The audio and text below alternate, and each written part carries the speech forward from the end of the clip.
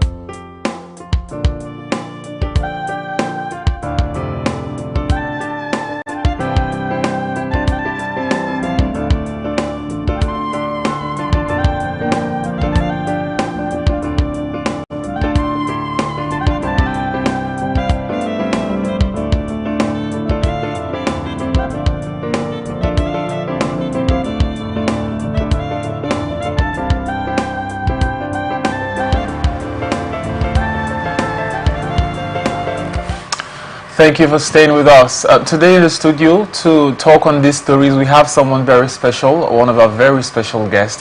His name is Mr. Chukwu C. Ikechukwu, a public affairs analyst. Thank you so much, sir, for gracing our show today. It's always a pleasure to have you. Thank you so much for coming. Thank you.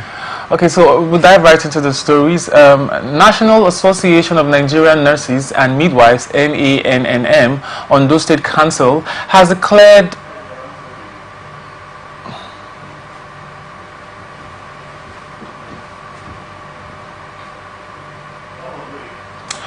we'll go on a short break, and when we return, we'll continue with the stories. Please stay with us.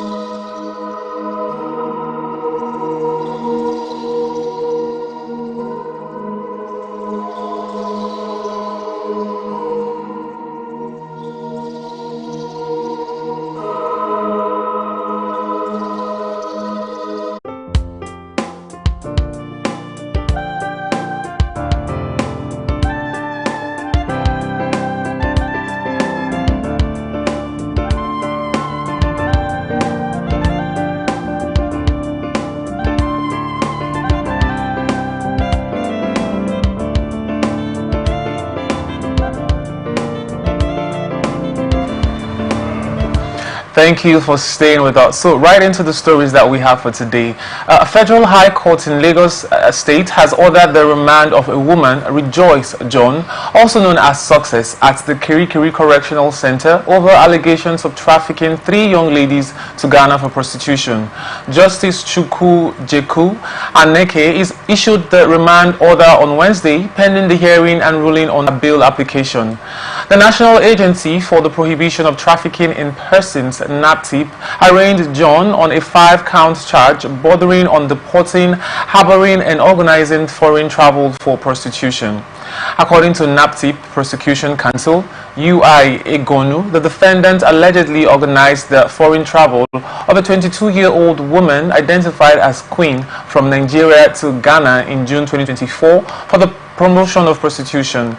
The prosecution further alleged that between June and September 2024, after being deported from Ghana, John harbored and organized foreign travels for Queen, another 21-year-old woman known as Ella, and a third victim alias Grace, all knowing they would be induced into prostitution. The alleged offences contravene Section 18 and 15, Paragraph B of the Trafficking in Persons Prohibition, Enforcement and Administration Act 2015. John pleaded not guilty to the charges, while the prosecution sought her remand pending trial. The defense counsel E.O. Ajoku applied for bail, arguing that the offences were bailable. However, the prosecution opposed the request, citing the gravity of the offence and its impact on Nigeria's reputation internationally. Justice Anek, what do you make of this story? Yeah, I think this is, and for this particular case, I think it's good that the suspect has been apprehended and has been brought to court. I would also like to see the agency NAPTI follow through the case and ensure that justice is served, because human trafficking is it's more or less